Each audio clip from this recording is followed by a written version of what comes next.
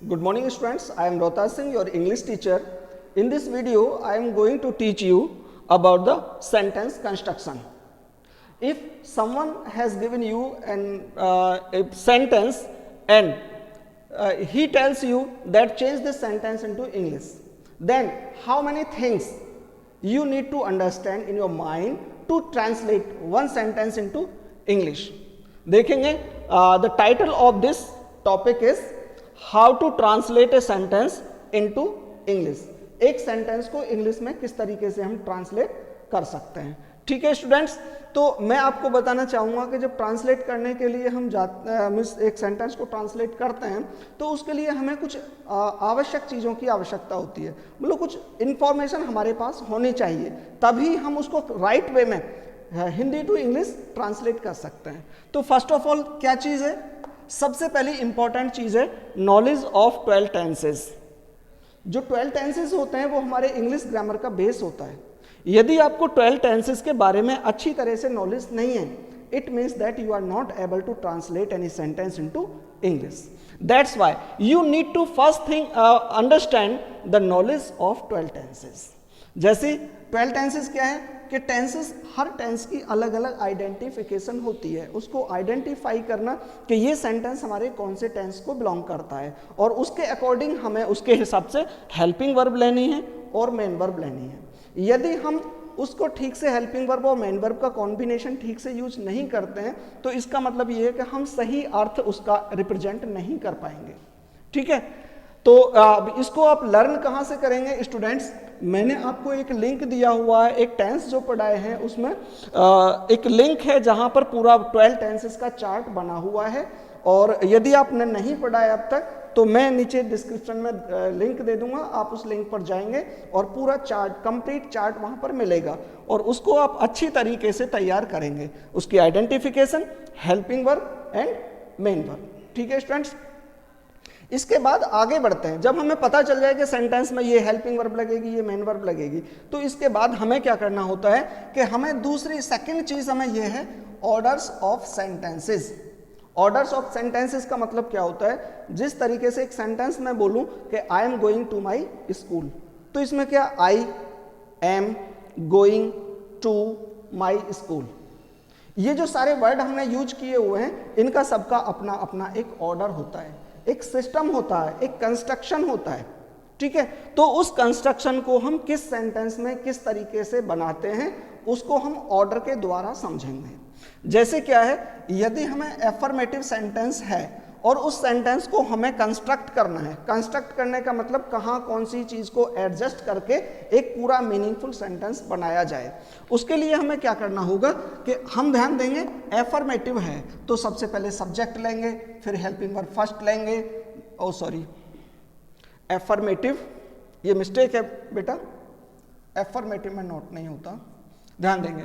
Subject है, helping verb first है, helping verb second है, main verb MV main verb है, ऑब्जेक्ट है एंड मतलब कॉम्प्लीमेंट है. ये चीजें हमें बतानी है कि सबसे पहले हमें सब्जेक्ट रखना है. अब एक चीज ये है, हेल्पिंग वर्ब और फर्स्ट और हेल्पिंग वर्ब सेकंड से आप थोड़ा कंफ्यूज हो सकते हैं. वैसे तो हेल्पिंग वर्ब फर्स्ट और सेकंड कुछ होती नहीं है इस तरह से, लेकिन केवल कन्वीनियंस के लिए, आपको बेटर तरीके से समझाने के लिए मैंने हेल्पिंग वर्ब फर्स्ट और हेल्पिंग वर्ब सेकंड डिवाइड की है. जैसे क्या होता है, कुछ वर्ब्स होती हैं हेल्पिंग वर्ब्स, वो केवल एक सिंगल वर्ड की बनी होती हैं. जैसे कि आपका होगा is are am, single word है, कोई प्रॉब्लम नहीं है, तो आप केवल हेल्पिंग वर्ब के स्थान पर हेल्पिंग वर्ब फर्स्ट के स्थान पर आप रख सकते हैं और हेल्पिंग वर्ब सेकंड को आप यहीं पर खाली छोड़ सकते हैं. इसके बाद आप आगे बढ़ जाएंगे. लेकिन होता क्या है कि कभी कभी ऐसा होता है जैसे has been, have been, will have, shall have, ये जो कुछ चीजें होती हैं उन्हें एक ही हेल्पिंग वर्ब दो वर्ड से मिलकर बनी होती है, तो उनको हमें क्या मान लिया है, हमने हैज को हेल्पिंग वर्ब फर्स्ट, बीन को हमने मान लिया हेल्पिंग वर्ब सेकंड. और ये मैंने इसलिए रखा हुआ है क्योंकि एफर्मेटिव के अलावा जब नेगेटिव और इंटेरोगेटिव सेंटेंसेस में हम इनको एडजस्ट करते हैं तो ये जरूरी नहीं है कि इनको एक साथ ही करना होता है, इनके हम प्लेस कुछ अलग अलग रखते हैं. देखेंगे नेगेटिव सेंटेंस अगर हमारे पास है तो उसके लिए हम क्या करेंगे कि सबसे पहले सब्जेक्ट हो गया, हेल्पिंग वर्ब, उसके बाद फिर नॉट लाना है और फिर बीन, अर्थात ये हेल्पिंग वर्ब सेकंड लानी है। यानी हैज़ अगर है, हैज़ बीन है, तो उसको हैज़ बीन एक साथ नहीं रखेंगे बल्कि हैज़ नॉट बीन, ये हमें लेना होता है, ठीक है। इसके बाद मेन वर्ब, ऑब्जेक्ट, कॉम्प्लीमेंट। अब बात आती है अगर इंटेरोगेटिव फर्स्ट टाइप है। इंटेरोगेटिव फर्स्ट टाइप क्या है? इंटेरोगेटिव फर्स्ट टाइप को हम कई तरीके से कह देते हैं, या तो यस और नो आंसर वाले सेंटेंसेस, जिनके आंसर हम यस और नो में दे सकते हैं। इसके अलावा और भी हम हिंदी की बात करें तो हिंदी में कह देते हैं ऐसे सेंटेंसेस जिनसे में सबसे पहले क्या वर्ड आता है, ठीक है। ऐसे सेंटेंसेस को हम इंटेरोगेटिव फर्स्ट कहते हैं। अब इनमें क्या है, इनमें हम सबसे पहले हेल्पिंग वर्ब फर्स्ट का प्रयोग करते हैं। सपोज कीजिए हैज और बीन है, तो हैज बीन को कैसे रखेंगे? हैज हमने यहां रख लिया, फिर सब्जेक्ट, फिर नॉट, और बीन को हम यहां पर लेके जाएंगे। That was the reason why I divided this helping verb first and helping verb second, so that you can understand very well कि हमें हैज कहां रखना है, बीन कहां रखना है। अब इसी तरह से कंडीशन बन सकती है विल हैव बीन, मतलब ऐसी एक हेल्पिंग वर्ब जो 3 शब्दों से मिलकर बनती है, विल हैव बीन।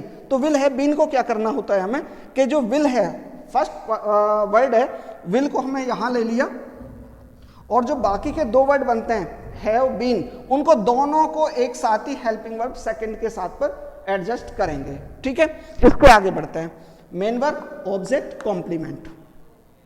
अब देखेंगे order interrogative second. Interrogative second का क्या ऑर्डर होता है? पहले तो ये समझ लें कि इंटेरोगेटिव सेकंड क्या है। इंटेरोगेटिव सेकंड एक ऐसा सेंटेंस है जिसमें कोई बात पूछी जाती है, कोई क्वेश्चन पूछा जाता है, लेकिन उसका जो आंसर है वो आप यस और नो में नहीं दे सकते हैं। मतलब उसका जो आंसर देंगे तो आपको कहीं ना कहीं उसको इलेबोरेट करना पड़ेगा। जैसे पहला था, क्या आप स्याना जा रहे हैं, are you going to Syana, it means that you can answer it yes or no, but in the second type you will not be able to answer this question in yes or no, but you will have to elaborate something, just like अगर मैं पूछूं तुमने सुबह खाना क्यों नहीं खाया है, why have you not eaten food in the morning, तो आप yes और no में नहीं कहेंगे बल्कि इसका आंसर आप elaborate करेंगे।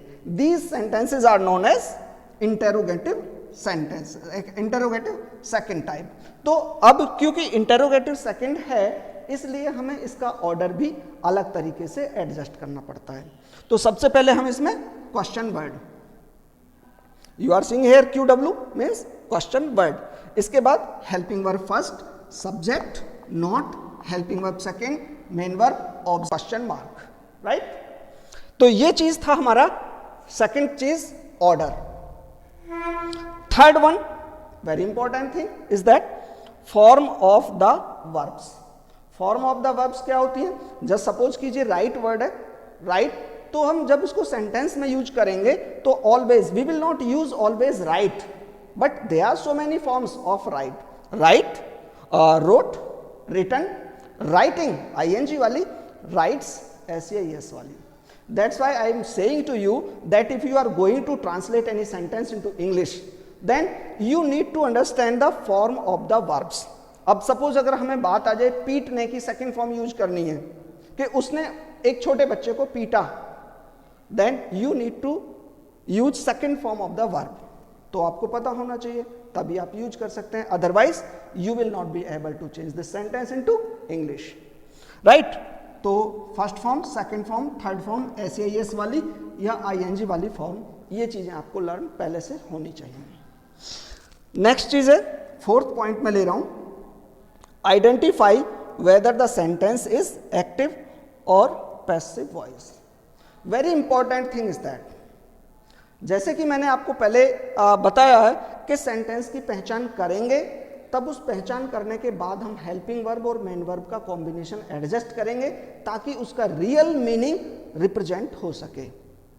कई बार मैंने बच्चों से बात की है तो वो बच्चे बात करते हैं कि जी एक्टिव पैसिव पढ़ाने का क्या फ़ायदा है, क्यों चेंज करते हैं हम एक्टिव से पैसिव, इनकी क्या ज़रूरत है। I am going to tell you that there are so many other conditions.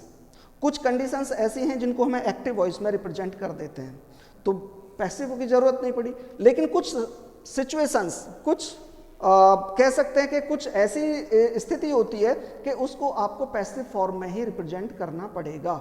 लेकिन आपको ये समझना पड़ेगा कि कौन सा सेंटेंस एक्टिव के हिसाब से होता है, कौन सा पैसिव के हिसाब से होता है। मैं आपको बताऊं, चलो एक छोटे से एग्जाम्पल के द्वारा मैं इस पॉइंट पर आके एक छोटा सा एग्जाम्पल दे रहा हूं। अगर मैं ये कहता हूं कि उसको पीटा गया, उसको पीटा गया, यदि आप इस बात को इंग्लिश में ट्रांसलेट करके बताएं, या ट्रांसलेशन भी छोड़ो, जस्ट ये एक सिचुएशन है कि एक बच्चा है, उसको पीट दिया गया और उस बात को आप रिप्रेजेंट कर रहे हैं, तो आप कैसे इलेबोरेट करेंगे इसको कि उसे पीटा गया, उसने काम नहीं किया है बल्कि उस पर काम किया गया, वो पिटा है, that is not a subject. और उसे मीन्स ही को हमें पहले रखना पड़ेगा, that is why this sentence will be constructed as a passive form, passive voice. That's why you need to understand whether the sentence is active voice और passive voice, क्योंकि एक्टिव वॉइस बनाते हैं तो उसकी हेल्पिंग वर्ब और main verb अलग होती हैं, और यदि पैसिव फॉर्म बनाते हैं, किसी चीज को, किसी सिचुएशन को पैसिव फॉर्म में रिप्रेजेंट करना पड़ रहा है, तो उसके लिए हम हेल्पिंग वर्ब और मेन वर्ब अलग लगाते हैं। ठीक है स्टूडेंट्स, तो ये चार चीज ऐसी हैं जो बहुत इंपॉर्टेंट चीजें हैं, जब आप सेंटेंस बनाने जा रहे हैं तो ये चारों चीजों की नॉलेज आपको होनी चाहिए। अब देखो, मैं आपको एक एग्जांपल के माध्यम से बताऊंगा कि किस तरीके से हम सेंटेंस को चेंज करते हैं और कैसे इनका हम प्रयोग करते हैं। ठीक है, ये आप एग्जाम्पल देख रहे हैं स्टूडेंट्स, उसने आज अपना कार्य कर लिया है, ये सेंटेंस है। अब हमें इस सेंटेंस को इंग्लिश में चेंज करना है, या तो हम ये कहते हैं कि हमें इस सेंटेंस को इंग्लिश में चेंज करना है, या आप ये मान के चलें कि ये एक कंडीशन दे दी है, एक सिचुएशन दे दी है, इस सिचुएशन को हमें इंग्लिश में रिप्रेजेंट करना है। तो क्या तरीका है इसको चेंज करने का? हिंदी टू इंग्लिश ही आप समझेंगे। First of all, first point है आइडेंटिफाई करना। First of all we have to identify this sentence, from which tense does this sentence belong, कि ये सेंटेंस कौन से टेंस से बिलोंग करता है, ये चीज हमें अच्छी तरह से पता होनी चाहिए। अब कोई भी बच्चे आप इसको गैस करने के लिए, हमारा जो हिंदी टू इंग्लिश पढ़ने का तरीका होता है उसके हिसाब से इसको गैस कर लेंगे कि लिया है, दिया है, खाया है, पिया है, चुका है, चुकी है। इसका मतलब है कि कार्य अभी अभी पूरा हुआ है, और कार्य अभी अभी पूरा हुआ है का मतलब प्रेजेंट में पूरा हुआ है, और पूरा हुआ है का मतलब परफेक्ट हो गया है। It means this sentence belong to present perfect. ये चीजें आपको पता लगानी पड़ेंगी आइडेंटिफिकेशन पढ़कर। और ये चीज कहां मिलेंगी? जो मैंने एक चार्ट दिया हुआ है, इस वीडियो के डिस्क्रिप्शन के नीचे भी मैं आपको दे दूंगा वो लिंक, आप उस साइट पर जाएंगे, और मुझे उम्मीद है कि जो स्टूडेंट्स मेरे जो अपने स्कूल के स्टूडेंट्स हैं, उन्होंने वो चार्ट ऑलरेडी अपने वर्क में भी कंप्लीट कर रखा है, अपने वर्क बुक में भी। ठीक है, तो सबसे पहले हमने पता लगा लिया कि ये हमारा प्रेजेंट परफेक्ट का है।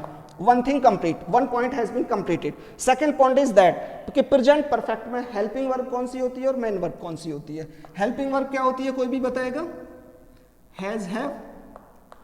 ठीक है, हैज, हैव में से कोई सी एक हेल्पिंग वर्ब लेते हैं। और दूसरी बात क्या आती है कि इसकी मेन वर्ब। मेन वर्ब क्या होती है कि प्रेजेंट परफेक्ट में हैज, हैव के साथ वर्ब की थर्ड फॉर्म लेते हैं। क्या लेते हैं? Third form.